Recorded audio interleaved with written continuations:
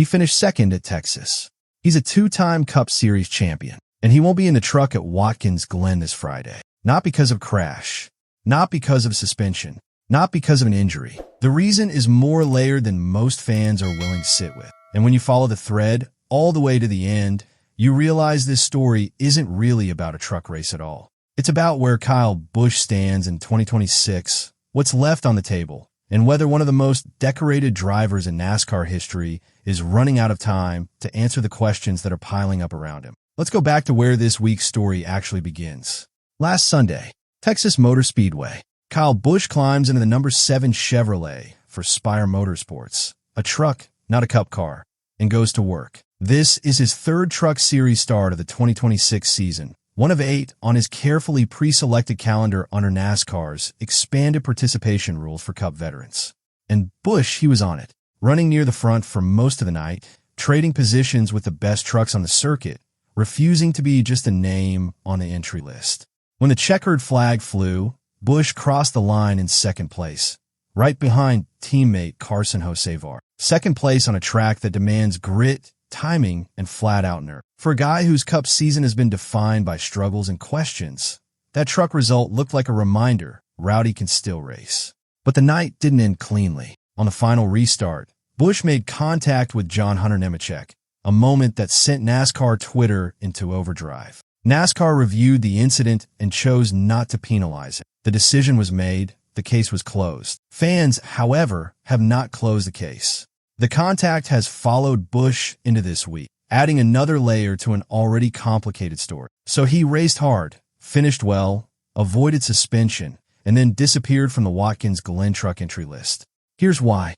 This part of the story is the one that gets lost in the noise. Kyle Busch's 8-race Truck Series deal with Spire Motorsports for 2026 is carefully pre-selected. He doesn't just show up wherever and whenever he wants.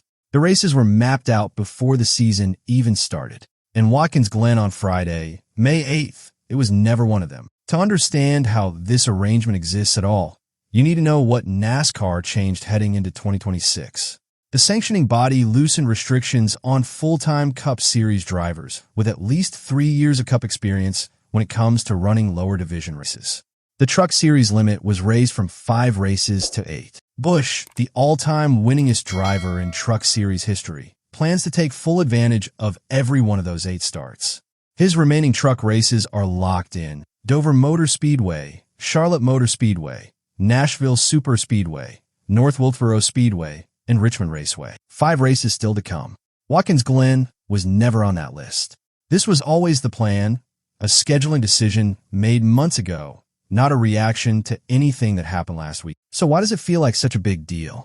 Because of where it's happening, and because of who's being left out. When Busch's name came off the entry list, another name went on. Connor Mosack, confirmed in the number 7 Chevrolet for Spire Motorsports at Watkins Glen. If you're not familiar with Mosack, here's the quick version. He ran full-time in the Truck Series for McAnally-Hildman Racing in 2025, building his resume race by race in the way that most young drivers have to, quietly, without a lot of fanfare, earning it. For 2026, he landed a part-time deal with Spire Motorsports, 12 total races on his schedule. And this Friday at Watkins Glen is race number 3. His first 2 appearances this year have been genuinely impressive. In the series' inaugural street course race at St. Petersburg, Florida, Mosack took the pole position before finishing 13th, a strong showing on a brand new layout. He then backed that up with a 5th-place finish at Darlington Raceway, a result better than anything he posted in his entire full-time 2025 season.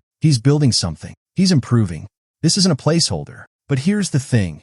This isn't about Connor Mosack's talent. This is about what it means when Kyle Busch's Watkins Glen truck appearance is just not happening. And at Watkins Glen specifically, that absence carries a particular weight. Watkins Glen International is not a cookie-cutter oval. This is a 2.454-mile, 8-turn natural terrain road course carved into the hills of upstate New York, one of the most legendary tracks on the entire NASCAR schedule. Road courses don't reward horsepower alone. They reward precision, instinct, and the kind of fearless commitment under braking that separates the drivers who truly love racing from the ones who are just doing a job. Kyle Busch on a road course is appointment television. He is one of the most fearless road racers this sport has ever seen. A driver who attacks these tracks rather than managing them, who finds speed in places other drivers don't look. His absence at Watkins Glen isn't just a calendar gap. It's a missed highlight reel. It's a race where he would have been a legitimate threat, and everyone in the garage knows.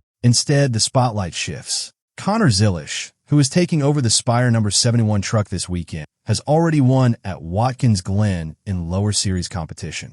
He arrives with road course credentials and something to prove at the next level. Over at Joe Gibbs Racing, the truck lineup looks completely different from what showed up at Texas. William Sawalek and Brandon Jones both out, with Adam Andretti sliding in the number 5 Toyota and Brent Cruz taking the number 1 seat. Daniel Suarez, who ran at Bristol earlier this year, is also stepping aside, with Zilisch moving into that Spire ride. The entire Truck Series field at Watkins Glen this Friday looks almost nothing like the one that showed up at Texas last week. And in the middle of all that reshuffling, Kyle Busch's absence hits different. Now step back from the truck race entirely, because the real story here isn't about Watkins Glen on Friday. It's about what's been building across the last 2 seasons and where Kyle Busch actually finds himself in 2026. The numbers are uncomfortable, and they need to be said plainly. Back-to-back winless seasons in the Cup Series.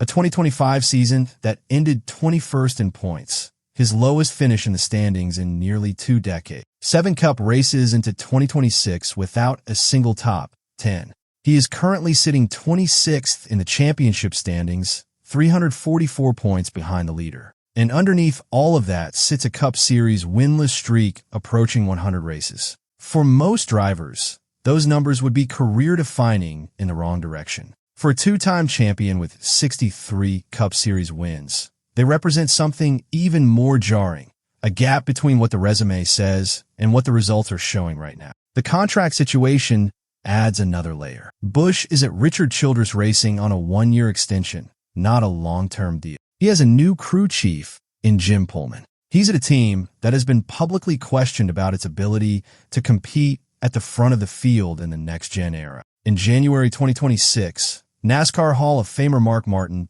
didn't mince words. When asked about Busch's struggles, Martin said, "But their on-track performance, talking about RCR, is not where it needs to be. That's the main thing, 100%. It's what Kyle is driving." That's not a fan in a comment section. That's one of the most respected voices in the sport pointing at the equipment. But not everyone agrees with that framing. Austin Dillon offered a different picture from inside the building, saying that Busch addressed the RCR shop this week with a positive message of being all in. That Dillon said Busch believes the next win will be the biggest win of his career based on all the talk about his struggles. That's a man who hasn't accepted the narrative being written about him. That's a competitor who still believes he has a chapter left to write. For the first time in a long time, maybe ever, Kyle Busch is racing like he has to prove something. So what are the actual options in front of him? There are 3, and none of them are clean.